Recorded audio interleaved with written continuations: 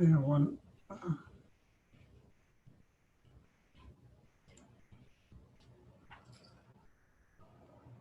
There they go.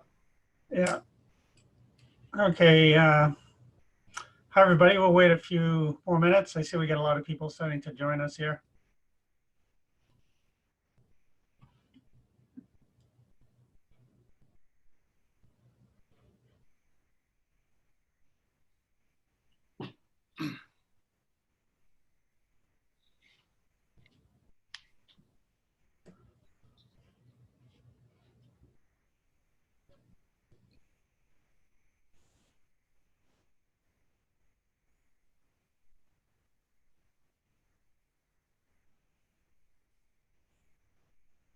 All right. So why don't we get started? Hi, everyone. I'm Bill Brook, and welcome to the Maine AMC Chapter Wednesday webcast for this week, which is the Earth Day at 50.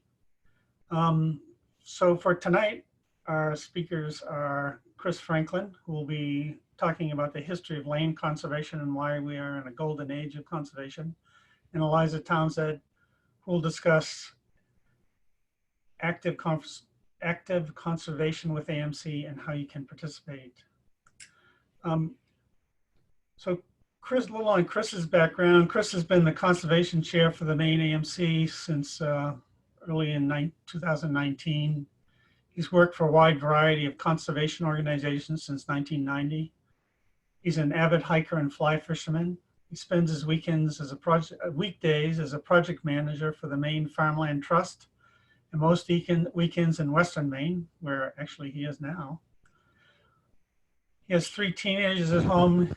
Chris enjoys seeing the next generation developing its own relationships to the natural world. And Eliza Townsend. So Eliza is AMC's Maine Conservation Policy Director. She was elected to the Maine House of Representatives in 1992, representing part of Portland for 8 years. She served as executive director for the Maine Conservation Voters and as deputy commissioner and commissioner for the Maine Department of Conservation. She's the mother of 2 adult sons, and Eliza enjoys exploring Maine and has recently taken up winter hiking.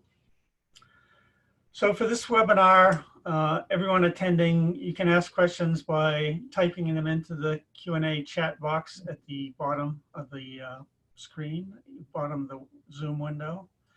In terms of responding to questions, Chris would like to wait till the end of his presentation to respond to questions, but you can certainly enter them at any time.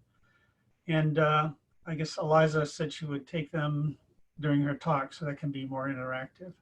And we're going to start our program off with Chris. So without further ado, Chris, why don't you go ahead?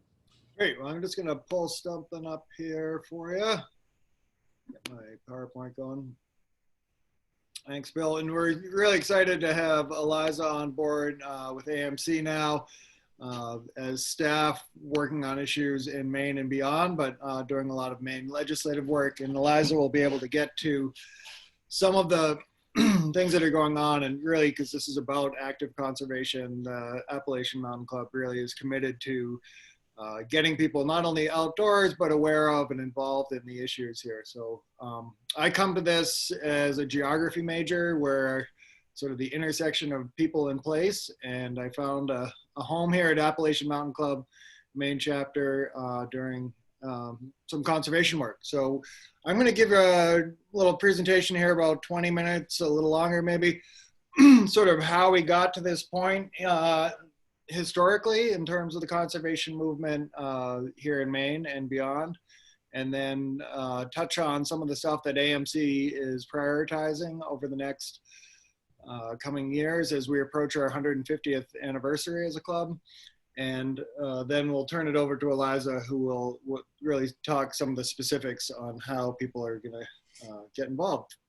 So I like to start this presentation with a little history of New England in terms of the colonial common law that was established to provide public access to private land. And New England's very unusual in that typically you can access rivers and lakes and land unless it's posted against trespassing, which is very different than most of the rest of the country. This is a carryover from the English times and settlements. So the great ponds, the ponds over 10 acres, the navigable, the waterways you can travel on and fish on are all part of the public domain. And obviously protection of parks, this is Acadia, are an extension of making conservation lands available. But the common law was lands that were reasonably capable of valuable as a public way. Certainly throughout history, we've had a lot of politicians who have taken on the environmental cause. It started quite a long time ago when the founders of this nation really felt that the lands themselves were a part of the culture and a part of that. Certainly folks like Audubon, who celebrated the natural wonders of New England and beyond, were integral to the early conservation movement. John Muir out west, helping with the preservation of Yosemite National Park. But even way back then in 1876, Appalachian Mountain Club was formed. As I said, we're coming up on our 150th anniversary. Sierra Club on the West Coast, founded around 1892. And these were both essentially hiking clubs and remained about trails and about access and enjoying the out of doors, as much as the active conservation that we see both of these organizations carrying through today. So it's interesting that they have common roots. Certainly the establishment of Yellowstone as a national park was important, but it's important also to remember that the images that people like Ansel Adams, his photographs really helped spread the word of how important and how spectacular these parks were. So the early conservation movement was greatly benefited by the people who were celebrating these natural places. So we get into sort of the 1940s and 50s. You have folks like Aldo Leopold, Sand County Almanac, who started to write about the ethics of land conservation.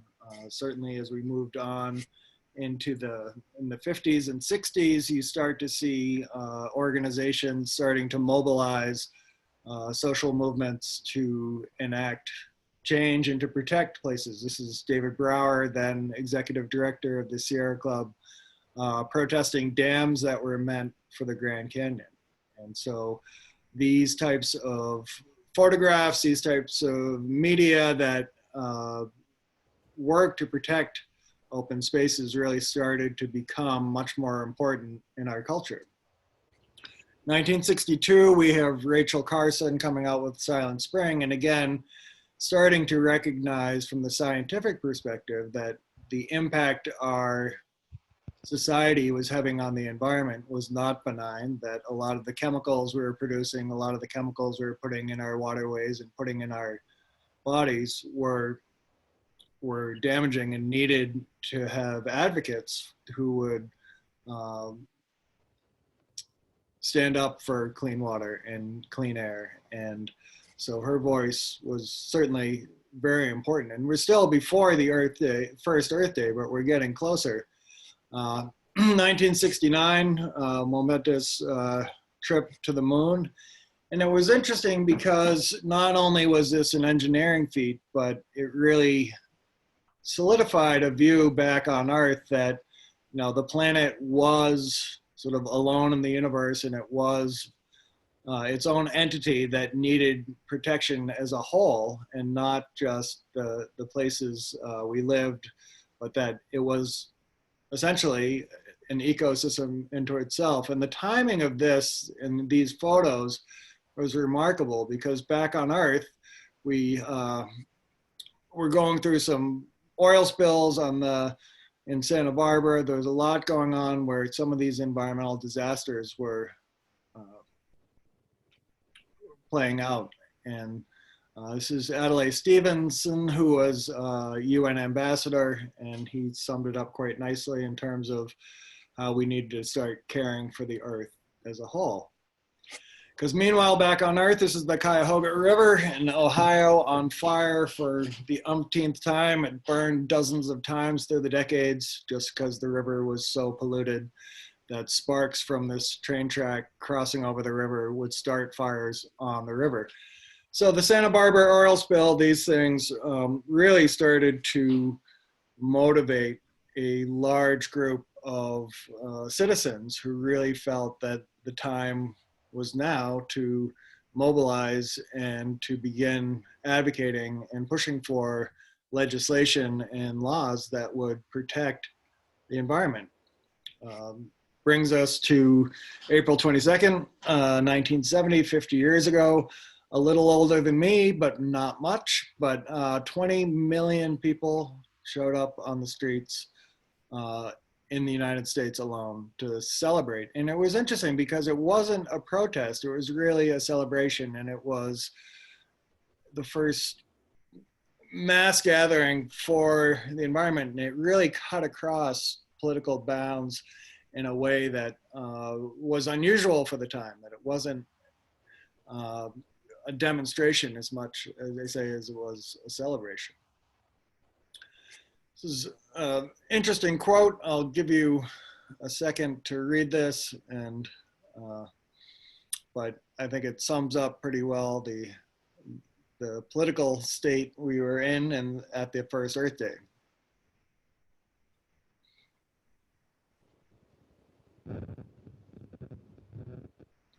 And this was brought to us by Richard Milhous Nixon, who, despite his many controversies, will likely go down in US history as one of the presidents who was at the helm, though not always leading, a political wave of legislation and public sentiment that led to the nation's most important environmental laws. So between 1969 and 1974, we got the Clean Air Act, Clean Water Act, Endangered Species Act, the Wild and Scenic River Act, Environmental Protection Agency, National Environmental Policy Act, National Oceanic and Atmospheric Administration, all formed in that 5-year period.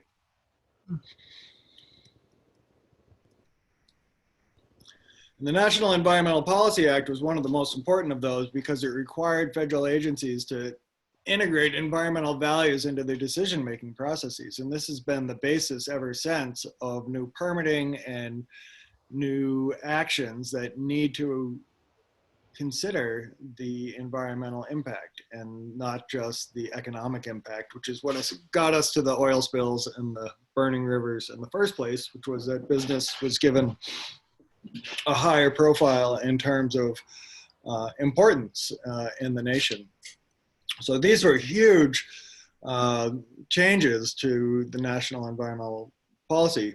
At the same time, during that same 5-year period, we got all these organizations forming at the same time, in that same 5-year window. So this is this is when the social movement starts to become political and to get involved and advocate for change. The Friends of the Earth, their motto when they were formed in 1970 out of when, so David Brower, who was the executive director of the Sierra Club, was fired because he was being too political in his position at the hiking club, and went on to found Friends of the Earth and co-found League of Conservation Voters in 1969. And this motto, think globally, act locally, really spawned a lot of local effort, but really concentrating on some much bigger and much wider issues in terms of wilderness, in terms of air quality, in terms of water pollution, things that transcended communities. But then as we move out of the 70s, we start to see a change in the role of government, the era of big government in Reagan's era. And today, the dollars are largely spent on public partnerships in the way that nonprofits have taken over much of the development of healthcare and of educational advocacy and support. So too, the conservation organizations have really become an integral part to the nation's environmental policy and conservation in general. So this depicts the public lands that have been set aside in the United States. And so if you look at this map, you can see that out west is where all the public lands are, and in New England, not so much. And going back to that colonial law, going back to the local control over lands that we see in New England, it's not surprising that the small private organizations have played a much larger role in land conservation in the East. And so this is the map of the Northeast showing the private land conservation and not the public land conservation. And so you can see that there is quite a bit of conservation land that has been established, but it's really been through the participation of organizations like AMC and Nature Conservancy and New England Society for the Protection of Forests and groups in the Adirondacks who have really carried a lot of that load.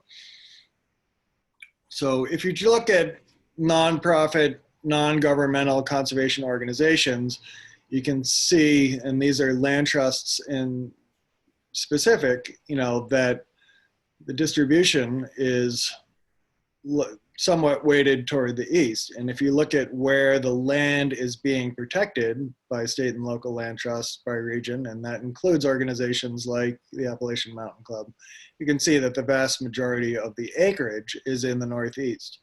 So again, just reaffirming that here in New England, our job for conservation falls largely on the non-governmental organizations, more so than state government and certainly the federal government.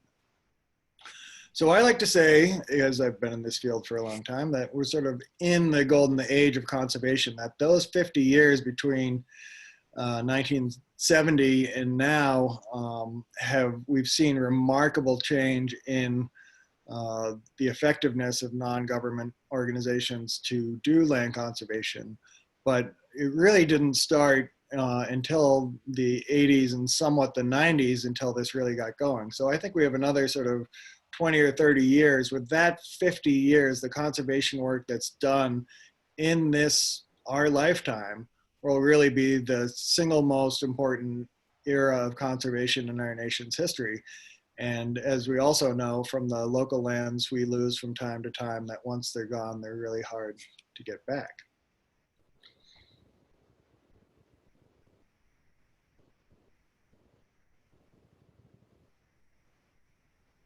And this is sort of the act locally aspect of this. And if you look at the impacts in terms of what's happened as a result of that, you don't have to go too far. I'm out in western Maine right now near the Androscoggin River, which 25, 30, certainly 50, 75 years ago, you would not swim in, you would not fish in. That before the onset of the Clean Water Act and the Clean Air Act and the Wild and Scenic Rivers Act, the inherent worth of these natural resources were not protected nearly enough. And now, certainly here in Western Maine and throughout the state and throughout the country, we're seeing that the water quality is getting better, and we're really making a lot of progress on a lot of fronts. And so we need to be able to celebrate the fact that we've come this far in the past 50 years, but certainly we're still facing challenges and still work to be done. But it's important to remember that we achieved this as a nation through the will of the people and getting involved.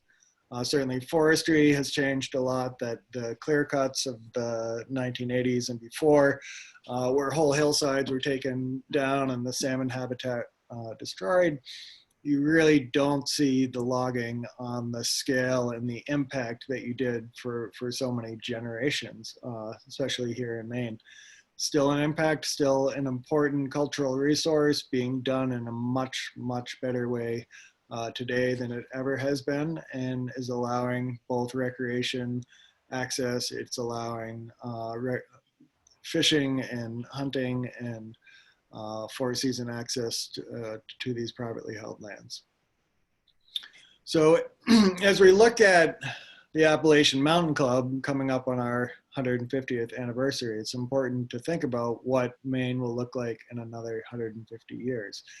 And the idea that we're taking down dams, that we're restoring salmon streams, that we're preserving acreage here in Maine and beyond through the club's efforts, that those are going to be investments in our future that will help with many issues such as climate change, but also as our nation grows to still have the wide open spaces and the forests and the rivers that you can hike in and find the solitude and find the wilderness that so many people enjoy.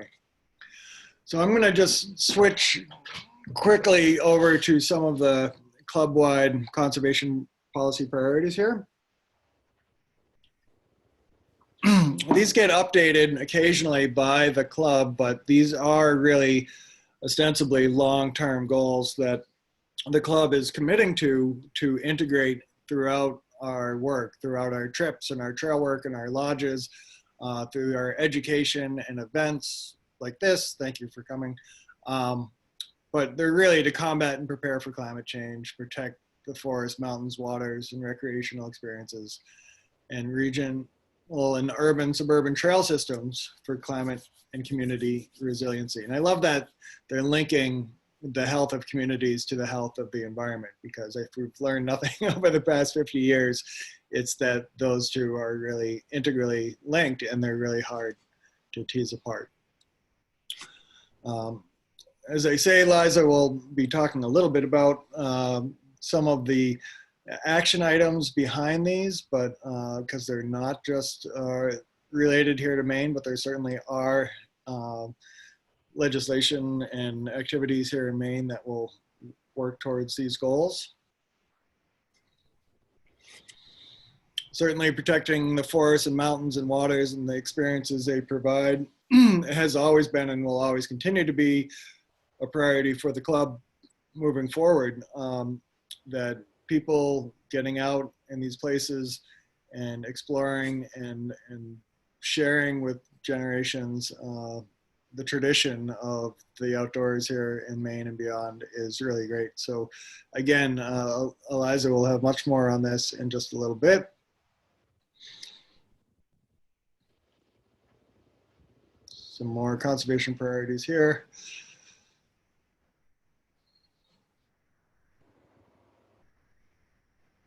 Regional trails and resiliency. So it's not only about using the land, but really looking at the management practices and the components of making this educational experience sustainable and in a way that will respect the natural environment, but also allow people to enjoy. Here in Maine, if you've been following our activities, you'll know that our conservation work for land conservation has been centered up in the Greenville Moosehead area. We are active throughout the state, but in terms of our land acquisition, we've been very busy around the west branch of the Pleasant River.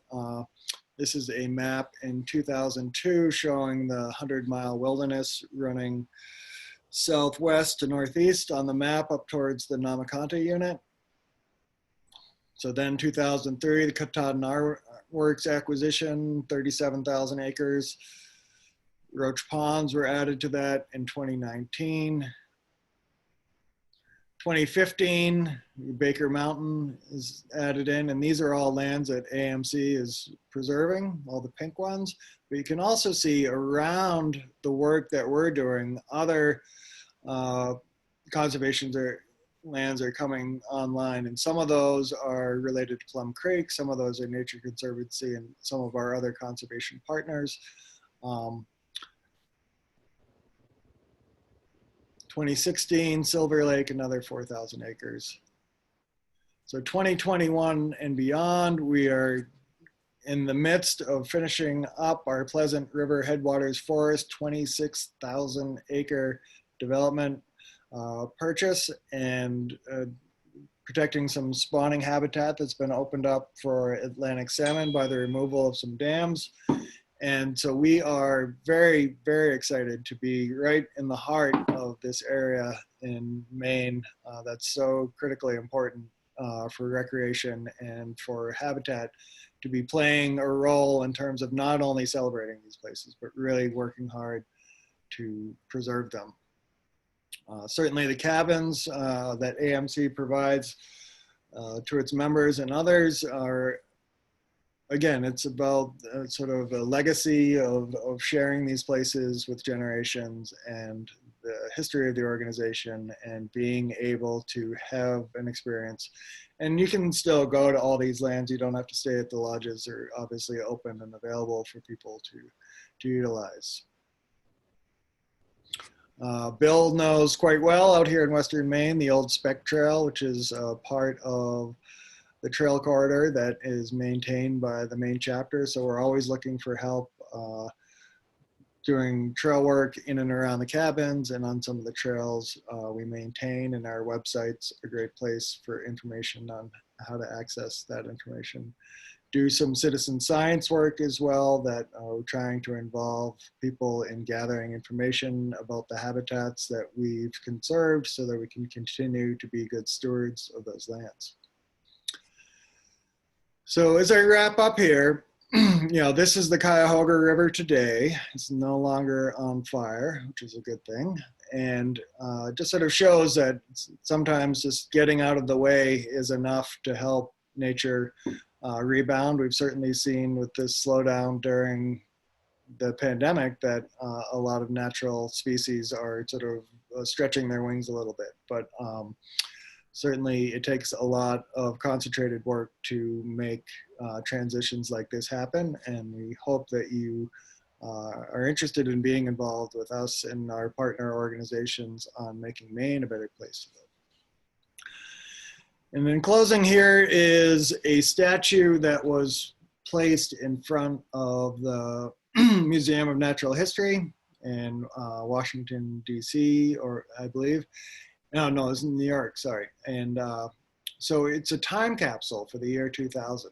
And the New York Times and others wanted to put together a time capsule in the year 2000 that would last for 1,000 years, that would be open by future generations. And they got the writers and they got the artists and they got the music and all the things they wanted to put in there.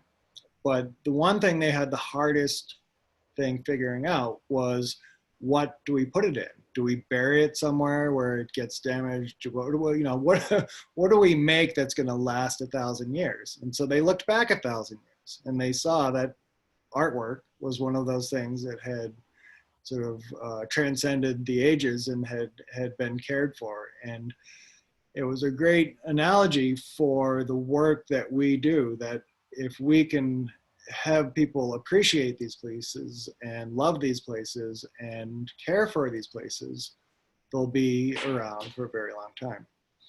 So with that, I'm gonna sort of open it up to some questions and change the screen here. I haven't seen what's been going on in the background here, but let me just pause for a second.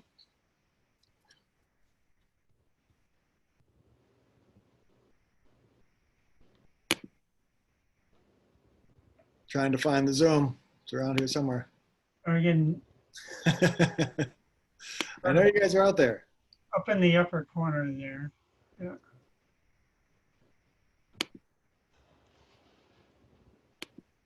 There we go. Okay, does anyone have any questions for Chris?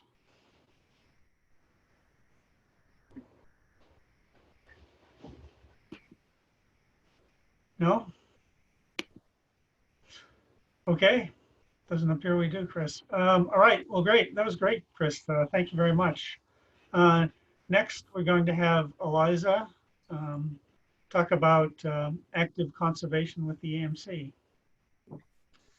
Thank you, Bill. And thank you, Chris. I really enjoyed that. Happy Earth Day to you all. I wanted to say that 50 years after the first Earth Day, we've come a long way, but we can't take that progress for granted, and we must not move backwards. This period of pandemic has helped us all recognize that clean air, clean water, and open spaces are vital to both our physical and our mental health. And we're living now with the impacts of climate change. We know that we must act now to slow it and to mitigate its impact. So I'd like to give you an overview of some current policy matters at the state and federal level and leave you with a total of 5 things you can do somewhat an arbitrary number, but one for each decade, let's say, that we've had an Earth Day. At the state level, the Maine legislature adjourned in mid-March for good reason, as the seriousness of the pandemic became evident, and that made sense. But a few important policy matters were left unresolved as the lawmakers were hurrying to get through their work. And that included funding for the Land for Maine's Future program. You are probably aware that the program has kept so many of the places that we treasure accessible. And that includes iconic destinations like Mount Kineo and the Bold Coast Trail. And it includes closer to home places like Bradbury Mountain and the many trails surrounding it, not far in Freeport, not far from Portland. It has preserved a total of 600,000 acres in all 16 counties of the state.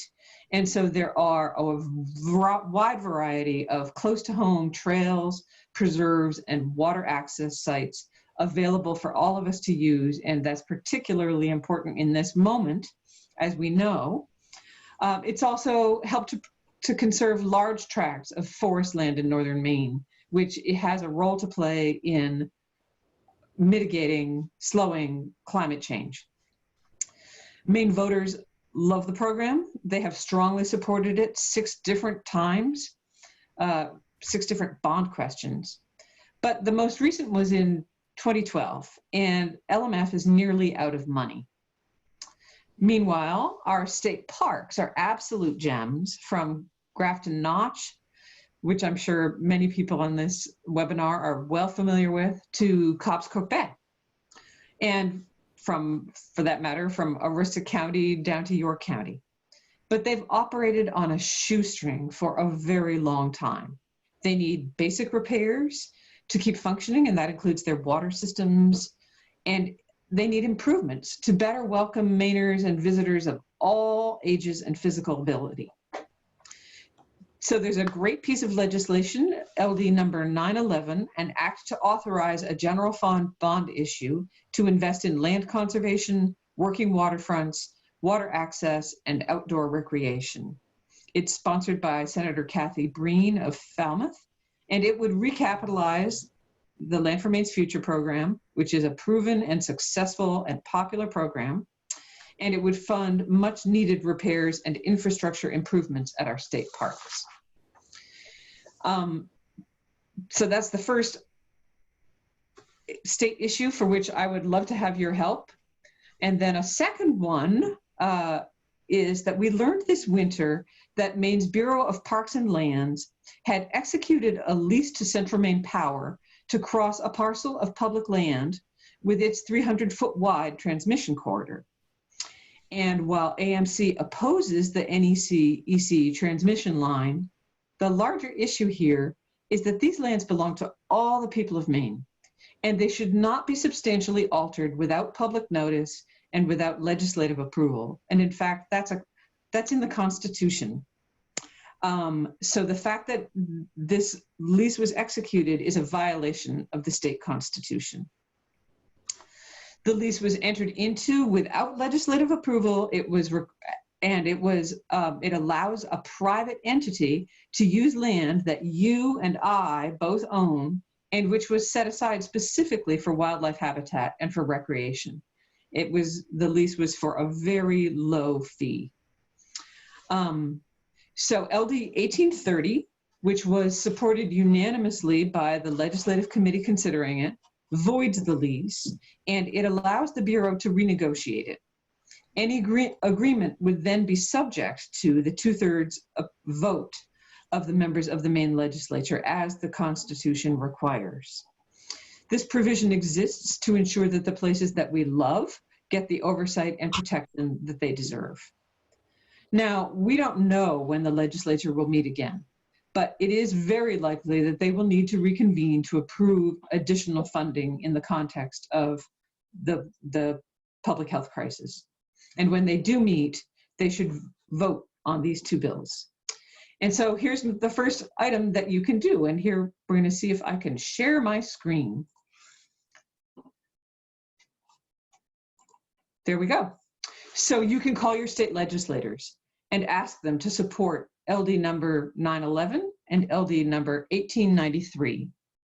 And in case you aren't sure who your legislators are, I've included here a link that you can find on their website, which will help you look up both your state representative and your state senator according to your town. So that's the first action for active conservation. And now I'll move on to, now importantly, sorry, I don't want to forget to mention that both of these measures require a 2/3 vote of the legislature. That's a very high threshold. So it's a challenging one to meet, and I believe that they are of great importance and that we need legislators from across the state to support them, and that's why I'd like to ask you to make your phone calls. So moving to the federal situation, you probably know that Congress is currently in recess until at least May 4, but that the leaders are continuing to negotiate their actions. They now have an agreement on the most recent investment in sort of emergency spending measure, but they are still negotiating measures for economic stimulus. AMC supports the inclusion of the Great American Outdoors Act to fully fund the Land and Water Conservation Fund and to meet the backlog of maintenance needs at our national parks. Companies that drill offshore for oil and gas pay royalties into the Land and Water Conservation Fund to safeguard natural areas, water resources, and our cultural heritage.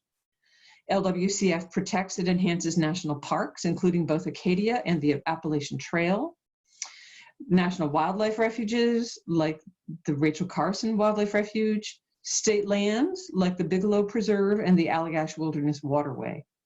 And closer to the population, perhaps, it funds local parks, playgrounds, and ball fields. One of its component funds is the Forest Legacy Grant Program, which protects working forests and is a valuable tool in conserving large tracts of lands, supporting Maine's forest products industry, and again, helping to address climate change. And yet the LWCF has rarely received its full funding. So we already know it's not driven by taxpayer dollars, it's funded through these royalties. And if it were funded at its full level, it would generate $900 million a year. Instead, so much of that funding has been diverted every year. So we're once again in the position of advocating for full funding of the program. Similarly, we want to see investment in our national parks, which will help them to continue to provide an excellent visitor experience. And these two initiatives have been combined into a bill called the Great American Outdoors Act. You already know that getting outside is a really good way to ease your anxiety while maintaining your physical health. And in this stressful time, investing in land and infrastructure so that every American can get outside within easy reach of their home is a smart move that can also help stimulate the economy. So we're asking that an economic stimulus package include funding for the Great American Outdoors Act. And here's your second action. What you can do, you can call your members of Congress. And now, importantly, all 4 members of Maine's delegation do support the Great American Outdoors Act. But what is really needed is for us to ask them to speak to their leadership and to stress that it's important, to stress their support for it, and to demand that it be included in an economic stimulus package. And here you have the phone numbers for all 4 members of the delegation. Now, even as we're celebrating the 50th anniversary of Earth Day, there are several attempts afoot to move us absolutely in the wrong direction, backwards to the sorts of images that Chris showed us earlier, dating back to pre-1970. For example, they include that in February, the U.S. Fish and Wildlife Service announced that it would adopt a rule stating that businesses and individuals would no longer be prosecuted for the killing of migratory birds. That might sound obscure, but the Migratory Bird Treaty Act, which was first passed in 1918, was the vehicle by which Exxon and BP were held accountable for the Valdez and Deepwater Horizon disasters. In early March, the Environmental Protection Agency proposed a new rule to downgrade science in its decisions. The EPA announced at the end of March that it would suspend enforcement of the requirement for many companies to monitor and to report their emissions of pollutants and other hazardous substances. In late March, the EPA announced that it is rolling back the current stringent car emissions standards through 2026. The result will be the release of billions of more tons of carbon dioxide, a pollutant that threatens our health and contributes to global climate change. Just last week, the EPA announced that it will not strengthen air quality standards for soot, despite its own staff scientists' findings that existing standards may be causing thousands of premature deaths every year. And finally, also last week, the EPA created a new method of calculating the costs and benefits of curbing mercury pollution. This will undermine the legal basis for controlling not only mercury, but many other harmful pollutants as well. And even as we live with the effects of climate change and we see a glut of oil supply, the Department of the Interior continues to open up previously protected lands to drilling. So what can you do? Obviously, calling your members of Congress, which we've already talked about, is important. But I also would like to encourage you to sign up for AMC's Conservation Action Network, which will keep you informed of the important issues and action opportunities and make it easier for you to follow and to comment on the issues that you care about. And there are some other things that you can do to mark Earth Day with active conservation. The first Earth Day was established to demand that our leaders take action to protect environmental and human health. We've come a long way from Earth Day in 1970, when there was no Environmental Protection Agency, no Clean Air Act, and no Clean Water Act. But we will not sustain the progress we have made or fight climate change unless we demand that our elected leaders do so. So your fourth action is to vote. And you can go to AMC's outdoors.org where you can pledge to vote. You can, even in this time when facilities are shut down, you can register to vote by printing off a voter registration card at the link here on your screen. You can request an absentee ballot.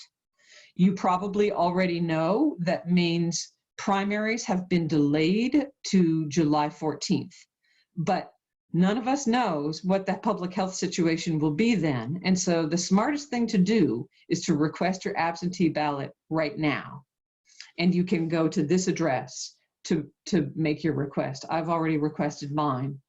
And finally, we owe it to ourselves and to our kids to be informed voters. And so these are 3 places where you can go to get information about issues that are currently taking place at our legislature or at the federal level, and to communicate with your elected officials about how you feel about that.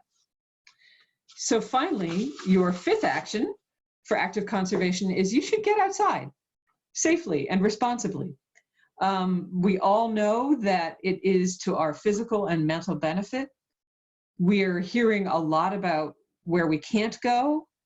I want to stress the 3 places that you can look to find trails, preferably closer to home, where you can go. And so the Maine Trail Finder is a fabulous website. They are tracking closures, so you can know whether the trail that you have in mind is open for visitation right now. We talked about the Land for Maine's Future program. This website will show you all of the locations preserved by the Land for Maine's Future program. You can break it down by county.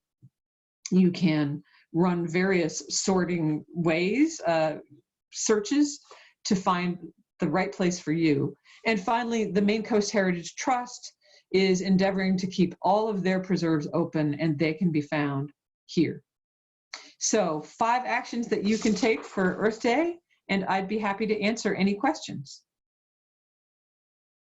So Eliza, there's a couple of questions that have come up in the Q&A section, and I'll just read them to you. Maybe you can respond to them. Great. So the first one from Michelle is there any funding currently for LWCF? You kind of spoke to that, but maybe you could elaborate. So as Chris mentioned, we have gotten, we, AMC and many other partners succeeded last year in getting permanent authorization for the LWCF.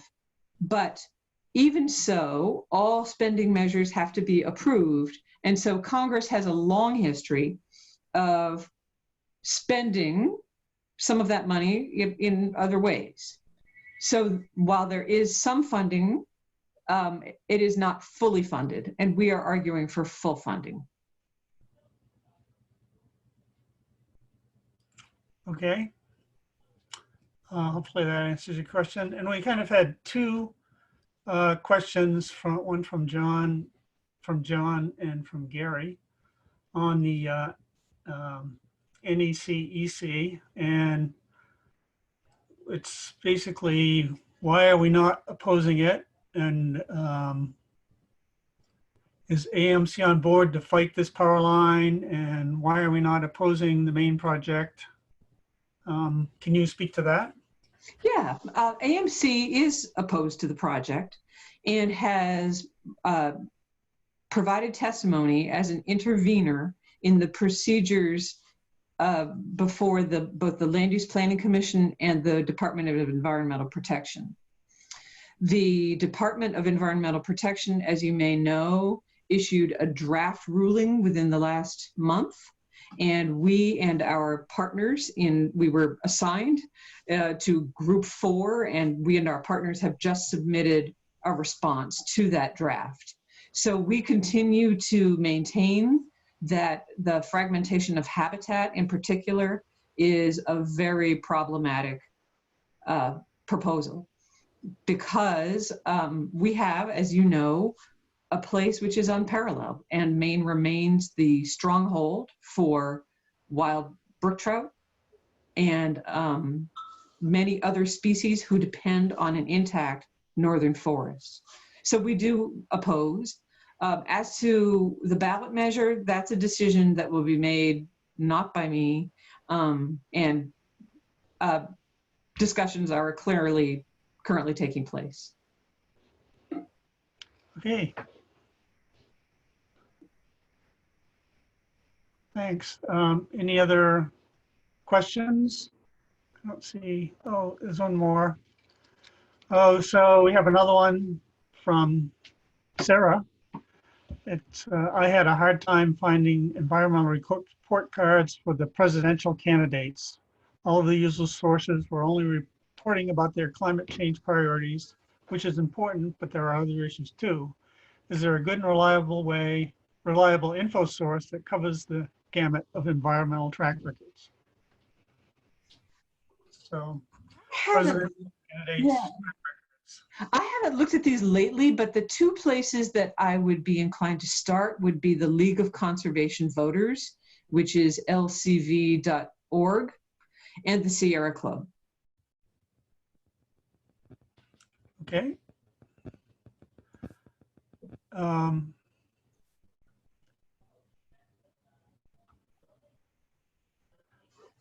Okay. I think that's it. Any other questions? No? Okay, well, I'd like to thank everyone for attending this webinar, and certainly for Liza and Chris for your time in presenting it. It was very interesting. And just as a reminder, we are having another webinar next Wednesday at 7, which will be on Leave No Trace and Outdoor Ethics by Tom O'Brien, who's the Maine Leave No Trace advocate. So hopefully you can join us for that one also. So thank you all, and have a good evening.